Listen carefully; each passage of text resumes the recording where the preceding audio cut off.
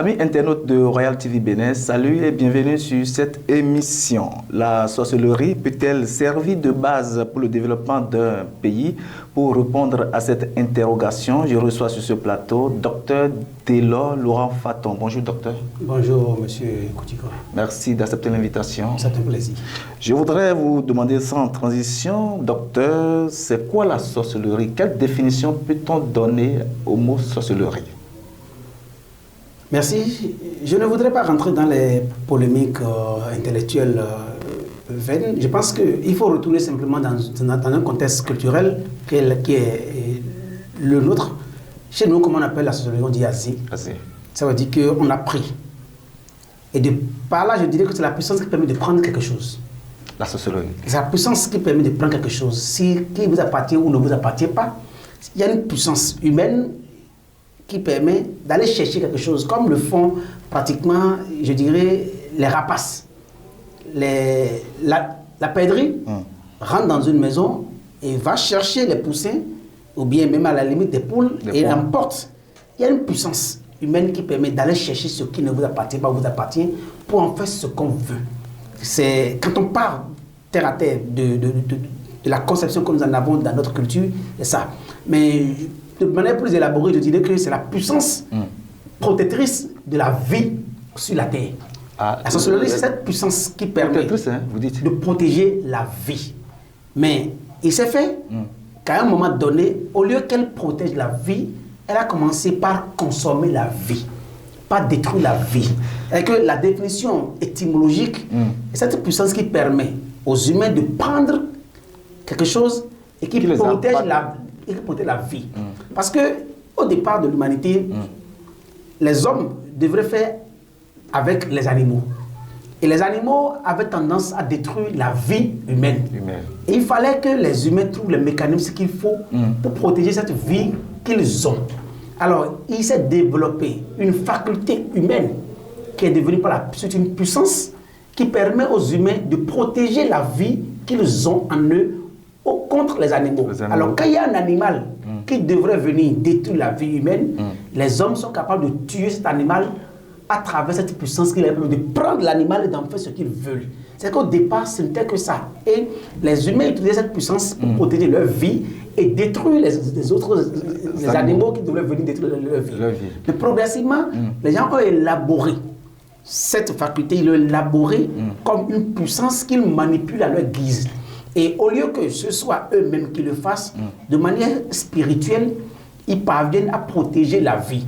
Ça veut dire que la nuit, au moment où les autres dorment, il y a d'autres individus qui sont chargés de veiller sur la vie de ceux qui dorment et de la protéger. Ils deviennent ainsi des gardiens. Des gardiens de la vie. Mais il se fait que, progressivement, la mission a été changée. Et au lieu qu'ils protègent la vie des leurs, certains ont commencé par tuer à l'intérieur. Parce que normalement, cette puissance devait tourner vers l'extérieur, détruire les ennemis, les étrangers qui vont détruire la vie à l'intérieur. Mais progressivement, ils ont perdu de cible. Et ont commencé par tuer à l'intérieur et tuer à l'extérieur. Ça veut dire qu'a priori, la sorcellerie, c'est une puissance qui protège la vie. Mais avec le temps, on a découvert qu'elle commence par détruire la vie. Mais le processus n'est pas arrivé au hasard. C'est parce qu'à un moment donné, les étrangers, l'ennemi contre laquelle les humains se sont organisés, a trouvé un mécanisme d'infiltration du système. Ils ont réussi à pénétrer à l'intérieur de la vie humaine et ont commencé par détruire. C'est une longue histoire et quand on va rentrer dans... Ça sera trop long, mais il faut dire simplement que selon le darwinisme c'est la théorie du développement de l'espèce humaine sur la Terre et de la vie, comment la vie a commencé. Il se fait qu'il y a une vie dans les eaux et une vie sur la Terre. Et la vie dans les eaux est inférieure à la vie sur la Terre. Les puissances des eaux ont trouvé un mécanisme pour rentrer sur la Terre et infiltrer la puissance humaine.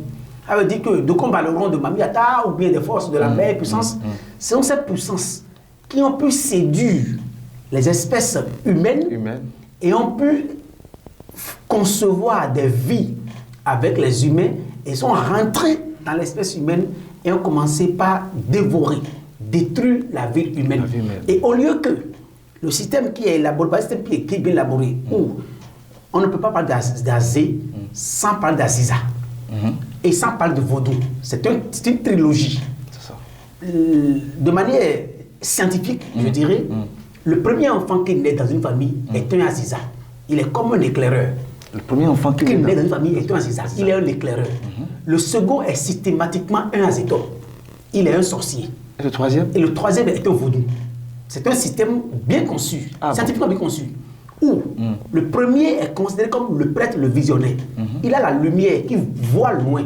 Le second est considéré comme le protecteur de la vie. Quand le premier voit le danger venir, le second a l'obligation de détruire le danger, de l'abattre. Et le troisième est le bien précieux qu'on protège.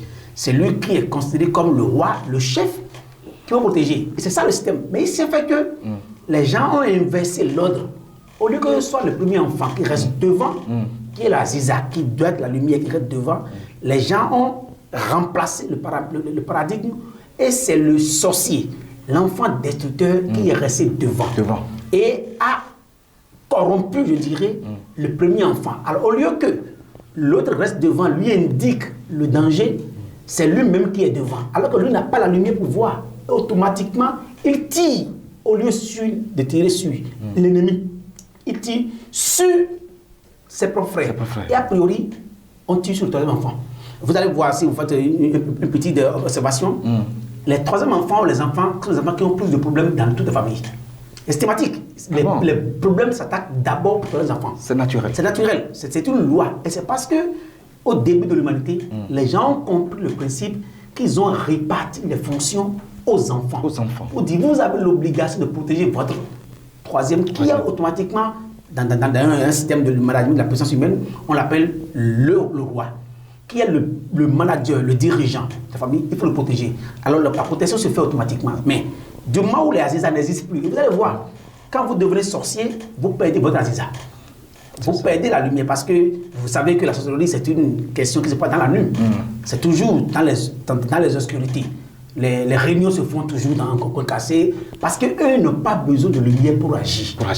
Alors, quand la lumière vient, les sorciers disparaissent automatiquement parce qu'ils ne se voient pas. Alors que c'est le premier enfant qui a ce rôle de jouer. Pour définir, il faut retourner aussi loin qu'en Égypte antique. Le même système existe en Égypte antique où on vous parlera de Isis et de Osiris. Isis représente la puissance femelle qui est la puissance de la sorcellerie. Osiris représente la puissance mâle qui est la puissance de la lumière de Aziza. Mais à ne pas confondre la puissance femelle avec la femme. La femme n'est pas sorcière. Il y a des femmes qui sont Aziza et des femmes qui sont sorcières. On peut être homme, être un redoutable sorcier, comme on peut être femme, être un sorcier. C'est une question de polarité.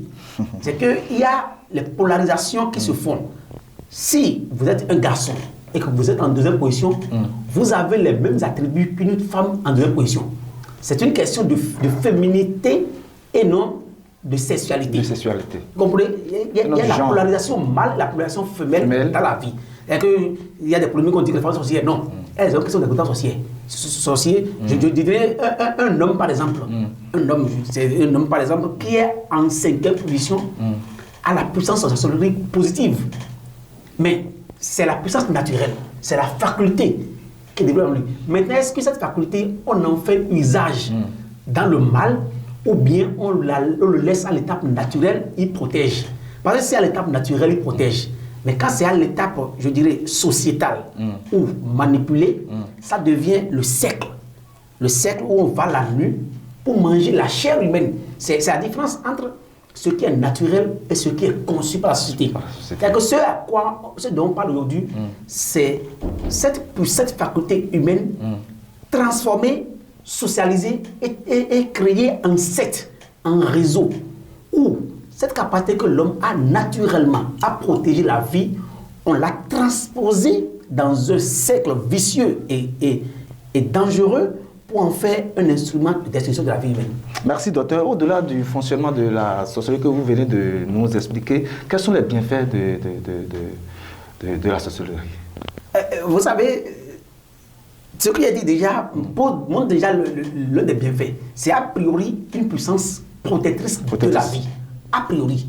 Mais c'est aussi une puissance protectrice de la richesse. De la richesse. Oui. Vous ne verrez aucune famille prospérer s'il n'y a pas une puissance protectrice derrière.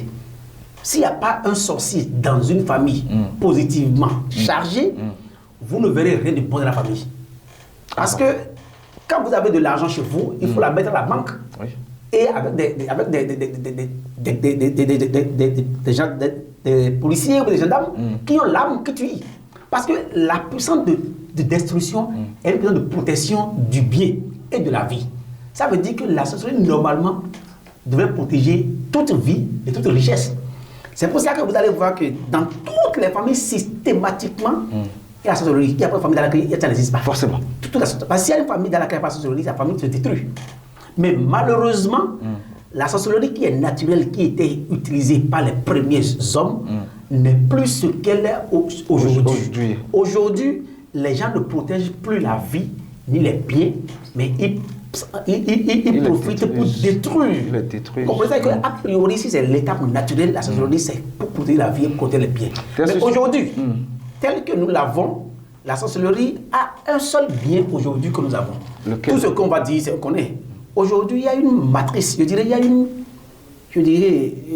puissance africaine qui est cachée dans la sorcellerie. C'est que dans la sorcellerie, les gens ont caché depuis des temps pharaoniques la puissance même de l'Afrique. La force africaine, elle n'est pas sorcellerie, mais elle est cachée à l'intérieur. C'est ça. Je dirais le vaudou, les aziza, ce qui fait que l'Afrique est restée un mystère, est à l'intérieur.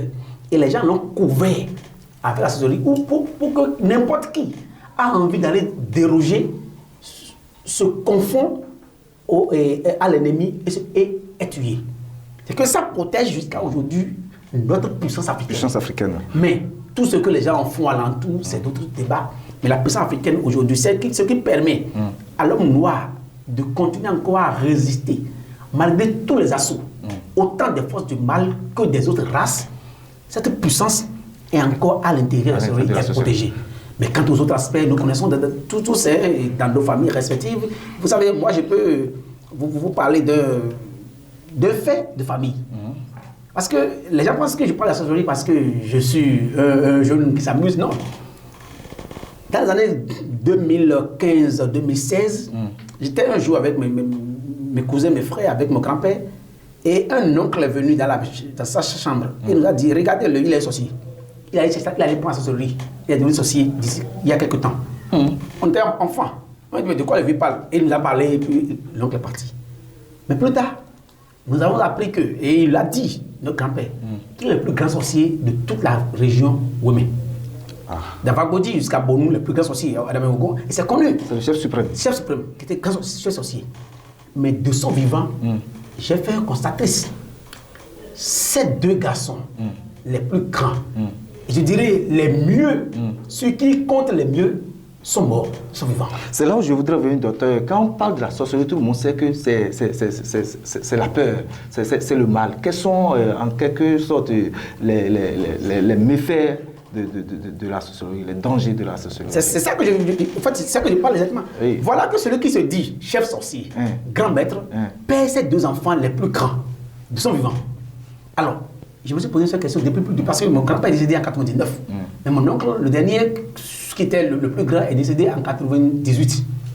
De son vivant. Il dit, mais s'il était aussi grand, aussi fort, comment se fait-il que de son vivant, il perd ses enfants les plus valeureux? Ça veut dire que cette puissance, telle qu'on la pratique, est une puissance destructrice. Ça veut dire qu'elle détruit les vies. Elle détruit les vies les meilleures. Elle détruit des avenirs. Elle hypothèque, je dirais, le bonheur dans nos familles. En offrant en contrepartie un mirage de sécurité, un mirage de pouvoir sur lequel les gens, ça pue. Mais c'est un mirage en réalité. Parce que derrière ce mirage, il y a toute la contrepartie à donner. Mais la contrepartie, ce n'est que la vie. Elle ne prend que la vie humaine. Elle n'absorbe que la vie humaine infinie. Ça veut dire que si vous devenez sorcier, soyez prêts à donner de la vie. Et si vous réussissez à donner des vies étrangères, vous finissez par donner des vies propres à vous. Parce qu'elle ne prend que des vies qui sont liées à l'individu qui la possède. Ça, le plus grand mal qu'il fait, c'est qu'il tue, et il ne tue pas n'importe qui. Il tue toujours les enfants les meilleurs. Les meilleurs. Et il hypothèque des vies. Quelqu'un qui a un destin grand, on lui arrache son destin, on le fait souffrir toute sa vie, et il vit dans un enfer total, alors qu'il avait un Aziza grand, qu'il devrait peut-être faire connaître, valoriser, mais on tue. Et pourquoi il faut chercher à avoir la sorcellerie si on sait que c'est comme ça se passe? Oui, vous savez, c'est en fait la question du départ. Elle protège la vie normale. C'est ce qu'on dit. Elle protège la vie normale. Oui. C'est que si elle protège la vie normale, obligatoirement, qu'on le veuille ou pas, les gens ont envie de se protéger. Les gens ont envie d'avoir une puissance qui leur garantisse une vie longue sur la terre. Tout le monde veut vivre longtemps sur la terre. Alors, vivre longtemps sur la terre, on a besoin d'une force pour vivre longtemps sur la terre. Mais malheureusement, ce qu'on leur remet, qui n'est pas la puissance naturelle, est devenu une puissance destructrice. Ça veut dire qu'il aurait fallu qu'on trouve la vraie puissance et que les gens aient cette puissance, que d'aller prendre cette puissance dénaturée qui est en vogue et qui se partait partout. Parce qu'en réalité, il y a une puissance naturelle qui protège la vie, mais qui a été oblitérée, qui a été mise de côté, et que c'est cette puissance, je dirais, flatée qu'on vend aujourd'hui. Et du moment où les gens n'ont pas d'autre alternative, ils ne peuvent que prendre ce qu'ils ont sous la main. Docteur, nous allons revenir sur notre thème. Et entre la sorcellerie et le développement, quel lien il faut établir? Ou bien peut-on établir? Il n'y a pas de développement sans sorcellerie. Sans sorcellerie. Ah bon? Il n'y a pas de... Sorcellerie sans développement. Non, il n'y a pas de développement sans sorcellerie, mais il n'y a pas de possibilité d'aller vers le développement si vous n'avez pas, je dirais, décodé, compris la problématique de la sorcellerie. Parce que le développement, c'est d'abord humain. C'est les hommes qui développent. Voilà que vous avez une puissance qui est partout dans votre pays, partout au Bénin, qui tue les hommes. Alors, comment voulez-vous faire le développement si vous ne comprenez pas cette puissance et que vous ne l'appréhendez pas, que vous ne la déconstruisiez pas? C'est-à-dire que la question du développement est d'abord une question éminemment de sorcellerie. Parce que, regarde dans ma famille, un enfant qui va à l'école qui est brillant, un individu dit il faut le tuer pour moi. Parce que lui, il peut être l'avenir. Il y a encore développement. Vous rentrez en politique, dans nos espaces, on dit lui devient un danger politique, il faut le tuer. Alors, et on élimine systématiquement tout le monde. L'exemple le plus édifiant, c'est les élections communales passées, où des jeunes ont été sacrifiés, ont été massacrés. Le long des élections. Alors, comment vous parlez de développement si vous n'abordez pas ces questions? Et c'est la question qu'il faut décortiquer. Comment faisons-nous pour que cette puissance, qui est une grande puissance à l'état naturel, protège les valeureux fils de ce pays, afin que chacun d'eux apporte leur contribution quotidienne au développement, que de les détruire. C'est-à-dire que la question du développement et de la sorcellerie sont liées. Mais ce n'est pas dans le sens où il faut prendre la sorcellerie pour pouvoir apprendre aux gens à devenir sorciers. Parce que devenir sorcier, tel que c'est conçu, j'ai parlé bien, tel que la Z est conçu, c'est que faire de nous tous des carnassiers, faire de nous tous des monstres, qui au lieu de passer du temps à nous construire ensemble, pas du temps à nous neutraliser les uns les autres. Et je dois préciser, cette puissance qui transpose les gens de leur chambre vers un espace bien connu pour pouvoir manger et revenir, elle devrait normalement permettre aux gens de voler plus haut. C'est ça ce qui s'est passé en Égypte antique. Les sorciers, pour les puissances, ils volent plus haut pour aller à une hauteur donnée où ils voient le monde et faire des découvertes. Ça, c'est ça quand la sorcellerie blanche, la capacité que vous avez à transcender de votre corps. Vous parlez de la sorcellerie blanche, quelles sont les différentes sortes de sorcellerie? Oui, quand la sorcellerie blanche, c'est la sorcellerie à l'étape naturelle. Où l'individu, vous l'avez, en fait, tout le monde là. Ah bon? Vous avez ça en vous. Quand on parle de phénotype et génotype, il y a certains qui ont ça en phénotype, d'autres en génotype. Les enfants de deuxième position, ils l'ont en génotype. C'est là, et la nuit, vous allez voir même, à des moments, certains individus qui font des rêves dans la nuit et ils se voient voler. Il y a des individus qui, dans la nuit, ils font des rêves, ils se voient des endroits où ils ne connaissent pas. Il y a une capacité que l'homme a, une faculté que l'homme a, à ce que son esprit s'élève très haut la nuit, où il voit le monde. Tous ceux qui ont fait des grandes découvertes, c'est cette capacité naturelle. Et ça, c'est cultive. Mais si on vous donne une puce, pas la sorcellerie, c'est une puce qu'on vous donne. C'est comme vous mangez, on dit une loisir. Vous mangez quelque chose qui devient une puce, qui vous transporte. Si vous prenez la puce, ce n'est pas vous-même qui vous transportez, c'est la puissance qui vous transporte. Et en ce moment-là, votre patrimoine ne travaille plus. Docteur, la sorcellerie étant une réalité évidente de notre société, quelle est la contribution des intellectuels à sa conceptualisation ou à sa compréhension? Vous savez, on ne peut pas avoir des intellectuels, je dis, dans certains domaines de sociologie, anthropologie, psychologie et autres, qui n'abordent pas cette question. Parce que c'est la question qui devrait normalement retenir l'attention de tout le monde. Depuis quelque temps, vous avez entendu, il y a une thèse qui a été faite sur la sociologie. Oui. Depuis quelque temps, moi-même, j'en parle dans une dynamique de conceptualisation. Parce qu'aujourd'hui, moi, je suis capable, avec toute une technique que j'ai développée durant près de 20 ans, de modéliser, que tu peux le mot, j'ai conçu tout le mécanisme par lequel ça fonctionne. Je sais comment ça fonctionne. Comment on l'a et comment est-ce que on peut combattre. C'est quelque chose qui a été contextualisé. Vous l'avez. Comment on peut combattre la sorcellerie sans rien faire? C'est juste des positionnements qu'on fait. Vous l'avez sans être sorcier. Sans être sorcier. Parce donc que vous ne l'êtes pas. Je ne peux pas être sorcier parce que je ne peux pas vouloir une chose au contraire. Ok. Je ne peux pas avoir vu mon grand-père, sorcier, grand, qui a vu ses enfants les plus valeureux mourir et devenir sorcier. C'est une contradictoire. Mais j'ai eu la chance d'étudier la science de près et de dégager les lois. Parce que en fait, tout s'explique, c'est ça que je ne sais pas. Parce que c'est une science qui s'explique comme mathématique. On l'explique. Et notre rôle scientifique, c'est d'expliquer la sorcellerie à travers le langage scientifique. Si on ne le fait pas, on va rater notre mission. Mais moi, aujourd'hui, je suis dans cette posture et je pense que j'ai fait quand même beaucoup de choses. Et en toute modestie, aujourd'hui, on peut l'expliquer scientifiquement et la combattre scientifiquement avec des outils modernes. Merci, docteur. Que peut-on faire au niveau étatique pour améliorer ce qui est à améliorer et corriger ce qui est à corriger à ce niveau? Vous savez, nos hommes d'État, nos dirigeants sont des amis des sorciers. C'est là le drame. Ils sont tous amis des sorciers. Ils sont tous des amis. S'ils ne sont pas sorciers, ils sont amis des sorciers. Et ils font tous recours aux sorciers pour pouvoir diriger. Ah bon? C'est le drame. C'est en Afrique, c'est comme ça. Même pour être le maire. Que personne ne trompe personne. Tous nos dirigeants, soit sorciers, soit amis des sorciers. Alors, ils sont dans une position de contradiction. Vous voulez le développement, et vous alliez des gens qui sont pour le développement. Ça veut dire que les décideurs, s'ils veulent que ça change, il faut qu'ils rompent les pactes et les liens avec les sorciers. Parce que vous ne pouvez pas vous dire aux gens que vous voulez les aider à progresser et aller chercher une puissance qui détruit eux-mêmes. C'est pour la chose de son contraire. Si les dirigeants veulent que ça change, ça va changer. S'ils ne veulent pas, ils ne peuvent pas venir nous dire qu'il faut le développement la journée et la nuit, ils sont tous au sein de la sorcellerie en train de discuter avec ceux qui sont les gens de l'ombre et de l'obscurité. La décision politique est éminemment forte. Ils n'ont pas compris que tant qu'ils seront sorciers et amis des sorciers, ils ne feront aucun développement. Vous allez voir quelque chose qui est contradictoire. Quand quelqu'un est élu, il promet, mais il ne fait jamais rien. Parce que c'est les sorciers qui dictent la loi. Merci, docteur. Depuis que vous avez commencé à aborder cette thématique publiquement, quel est le regard des uns et des autres envers vous, docteur? C'est votre regard aussi. Vous venez d'avoir le même regard. Est-ce que je ne veux pas sorcier? Tout le monde dit, le regard devenir sorcier, de quoi parle-t-il? Vous savez, le mot serait fort.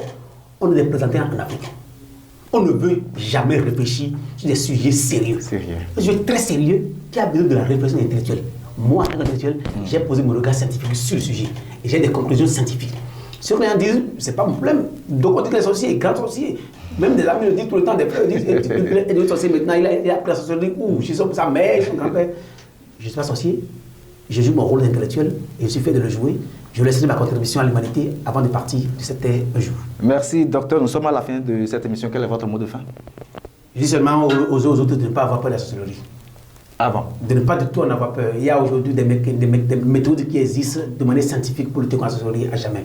Pour qu'aucun sorcier ne vous atteigne, quoi qu'en soit ce que vous faites, il y a des méthodes. Moi, je dis aujourd'hui dans l'espace public qu'aucun sorcier ne peut me toucher. Ils n'ont aucun moyen de me toucher. Ils ne peuvent pas le faire. Ils peuvent tout faire. Parce que je connais comment ça fonctionne. C'est comme le paludisme. Du moment qu'on connaît que c'est les anophèles qui créent le paludisme, on peut adopter les anti-paludéens. C'est pareil. On sait comment ça fonctionne. Il y a les anti-sorcellerie qui ont des méthodes scientifiques, comme les gens ont trouvé des médicaments pour guérir le palud. Il y a des médicaments pour guérir la sorcellerie. C'est-à-dire que je dis seulement aux gens de ne pas avoir peur. Première chose, de savoir qu'il y a aujourd'hui des techniques qui permettent de lutter contre la sorcellerie de manière efficace et de ne pas prier. Moi, je ne prie pas. Je ne fais pas grégouiller. Je ne prie pas, je ne fais pas grégouiller. C'est-à-dire que grégouiller et prier ne sont pas des méthodes efficaces contre la sorcellerie. Il n'y a que des méthodes scientifiques qui peuvent lutter contre la sorcellerie comme le paludisme. Je dis aux gens d'être confiants et que l'avenir est radieux. Merci, docteur. C'est moi qui vous remercie. Amis intérieurs de Royal TV Bénin, de Royal News FM, c'est la fin de cette émission que nous vous remercions d'avoir suivi. Merci.